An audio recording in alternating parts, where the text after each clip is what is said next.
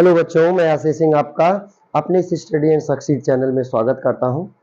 और जैसा कि हम आपको लगातार वीडियो के माध्यम से आपके चैप्टर 3 को इस टाइम से सॉल्व करवा रहे हैं, तो आज हम अपने इस चैनल को आगे की ओर बढ़ाते हुए, अपने सेशन को आगे की ओर बढ़ाते हुए अगले वीडियो में आते हैं, जिसमें हम आपको लेकर के आए हैं एक्सरसाइज 3 के अगले क्वेश्चंस को।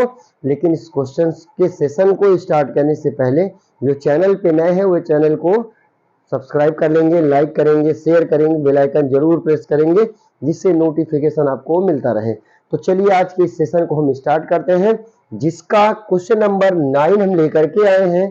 कह रहा है कि 30 किलोमीटर चलने में अजीत को अमित से 2 घंटे अधिक लगता है। यहाँ पे अधिक होगा, 2 घंटे अधिक लगता है। यदि अजीत चाल दुगनी कर दे तो उसे अमित से 1 घंटे कम समय लगता है, तो उनकी चाल ज्ञात कीजिए। अब अगर उनकी चाल हमको ज्ञात करनी है तो पहले हम दोनों की चाल को मान लेते हैं। क्या मानेंगे कि माना अजीत की चाल x किलोमीटर, माना अजीत की चाल क्या है, x किलोमीटर प्रति घंटा है। और अमित की चाल क्या मानेंगे, अमित की चाल मान लेंगे कि y किलोमीटर प्रति घंटा है।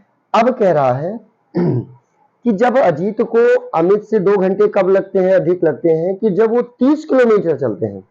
यानी अजीत को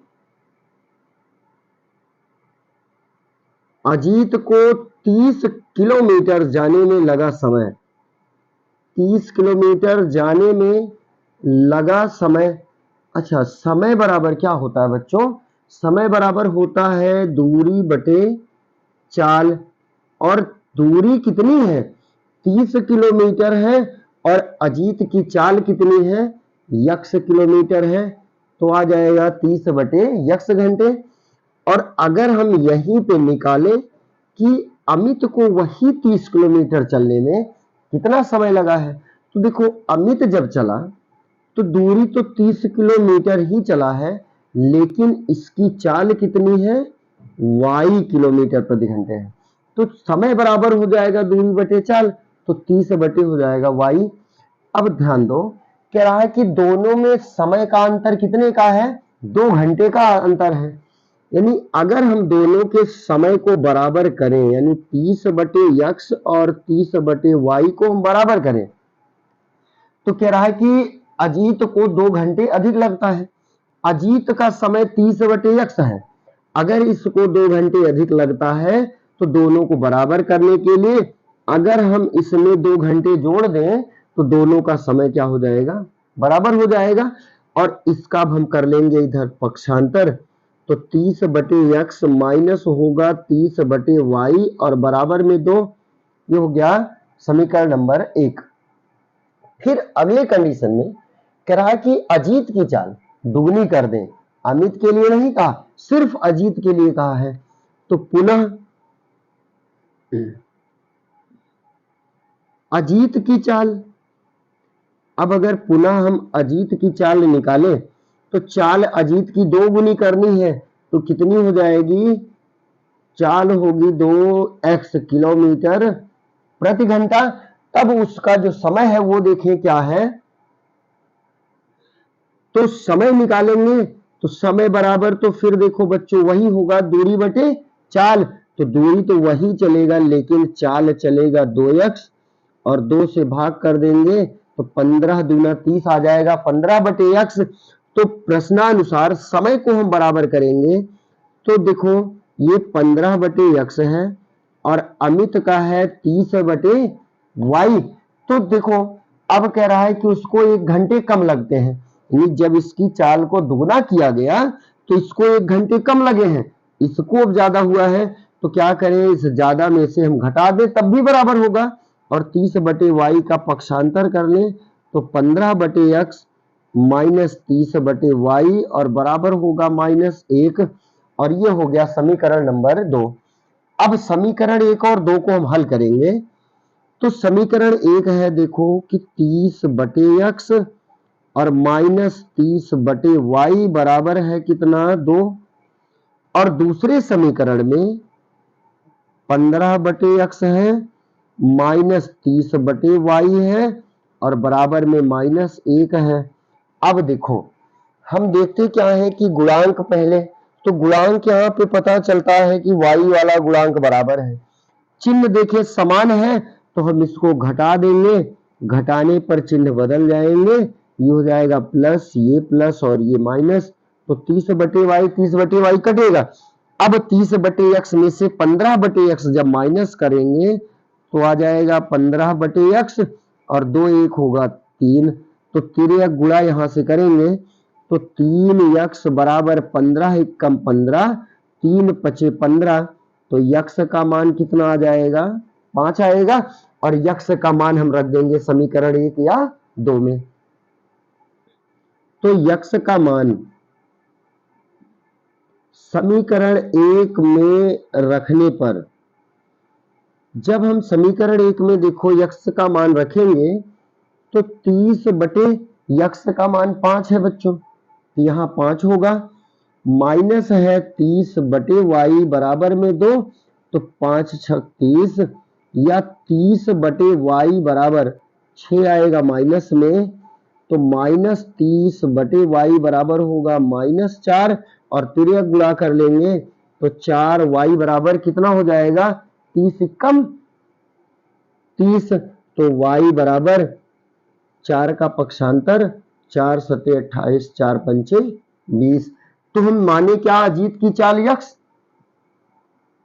तो अजीत की चाल कितनी निकली, अजीत की चाल है यक्स और यक्स का मान आया है 5, तो ये होगा 5 किलोमीटर प्रति घंटा, और अमित की जो चाल होगी वो होगी कितनी y, और y का मान आया है 7.5 किलोमीटर प्रति घंटा। अगले क्वेश्चन पे आएंगे, क्वेश्चन नंबर 10 जो हम आपके लिए लेकर के आए हैं, कह रहा है कि ऋतु धारा के अनुकूल 2 घंटे में 20 किलोमीटर तैर सकती है और प्रतिकूल 2 घंटे में 4 घंटे तैर सकती है, तो कह रहा है कि उसकी स्थिर जल में तैरने की चाल और धारा की चाल ज्ञात कीजिए। तो हम सबसे पहले जो हमको ज्ञात करना है उसको हम मान लेते हैं, क्या मानेंगे कि ऋतु धारा के अनुकूल 2 घंटे में 20 किलोमीटर तैर सकती है।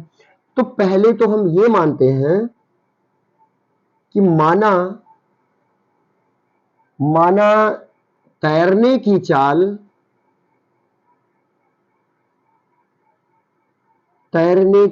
चाल कितना मान लें, यक्स किलोमीटर प्रति घंटा, और धारा की चाल हम मान लेते हैं y किलोमीटर प्रति घंटा। अब देखो कह रहा कि जब वो अनुकूल और प्रतिकूल की बात किया तो हमको अनुकूल निकालना है, तो धारा के अनुकूल तैरने की चाल कितनी होगी, तैरने की चाल।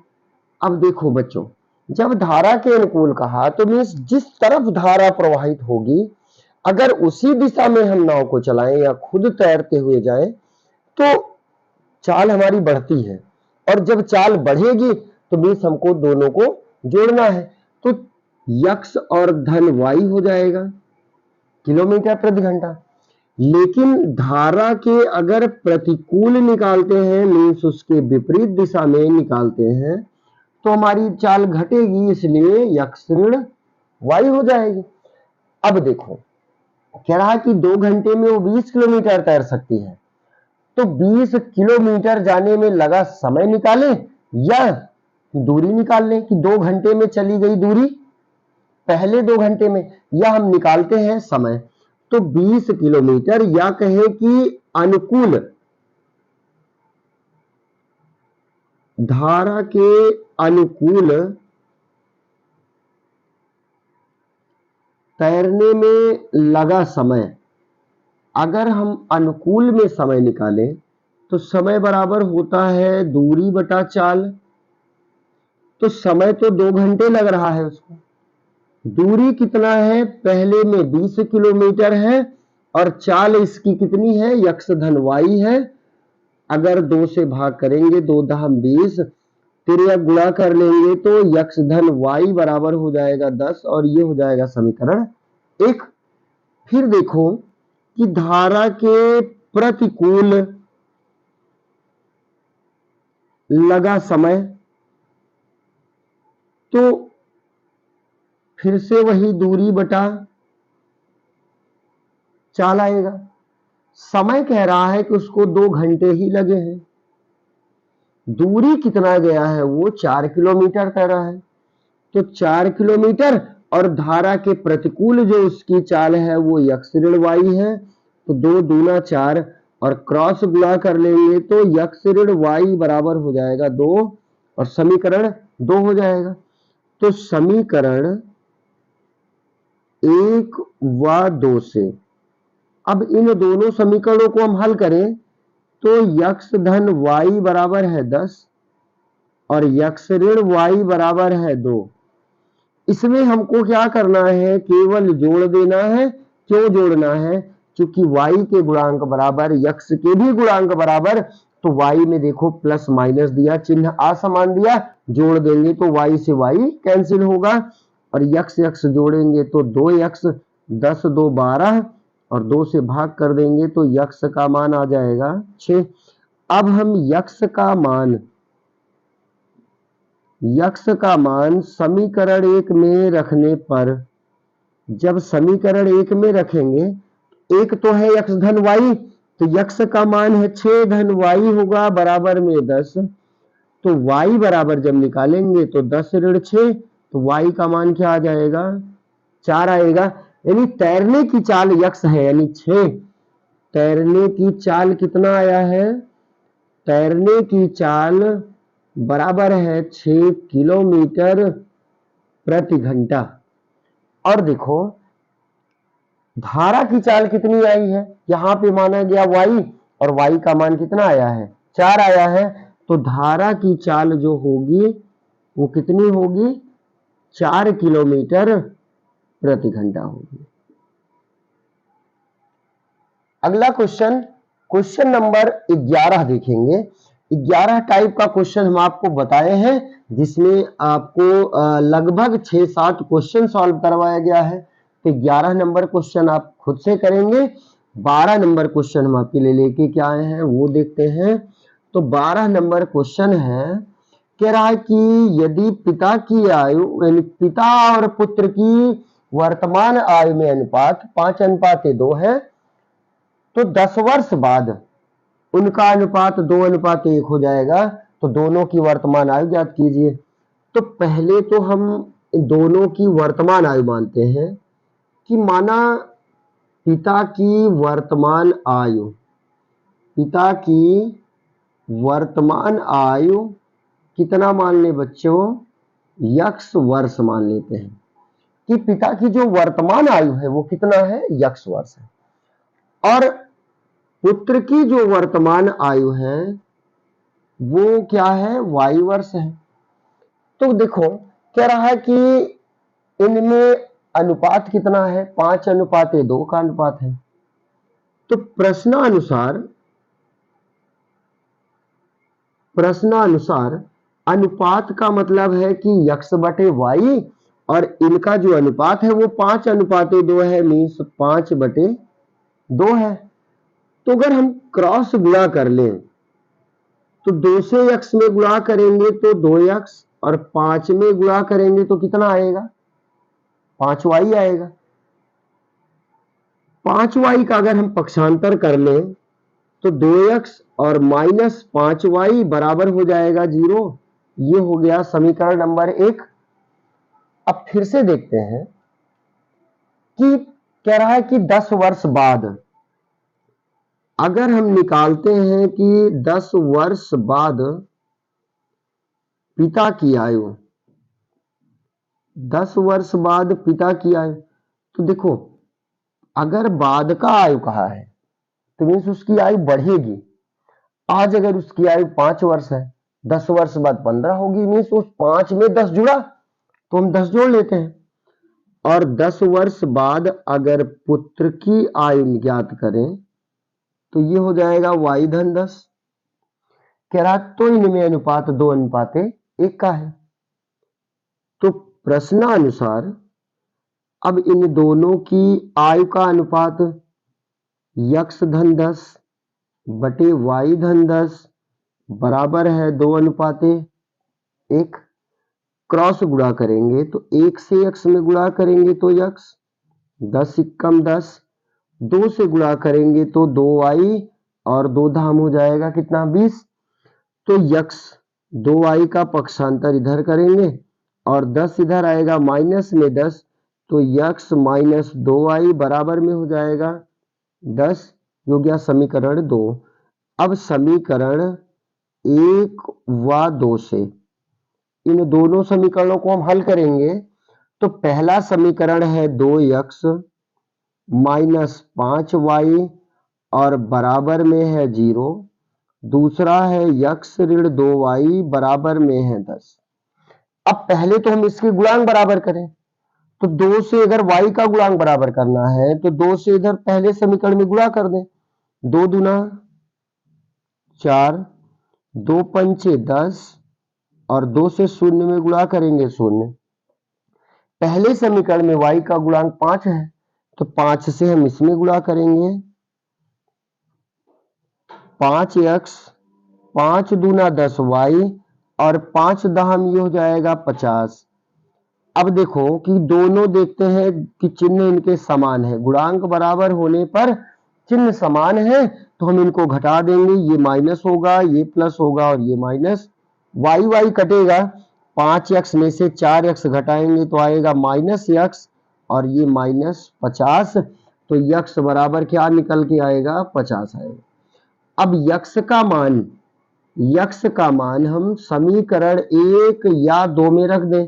तो समीकरण 1 में रखने पर जब हम समीकरण 1 में रखते हैं तो देखते हैं कि हमको क्या मिलता है कि 2 गुणे x का मान है 50 और माइनस में है 5y बराबर में 0। तो ये 50 दूना हो जाएगा 100 और 5y इधर जाके बनेगा प्लस 5y या y बराबर हो जाएगा 100 बटे 5। 5 से भाग कर दे 20 तो y का मान क्या आ जाएगा 20 आएगा।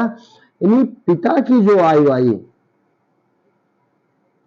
पिता की आयु आ गया 50 वर्ष और पुत्र की आयु कितनी निकल कर आई है, y का मान 20 वर्ष आ गया, जो इसका आंसर होगा। अब इसके आगे के क्वेश्चन हम आपको अगले सेशन में सॉल्व करवाएंगे। अगले सेशन में इसके अगले क्वेश्चन को पढ़ने के लिए आप बने रहेंगे। धन्यवाद।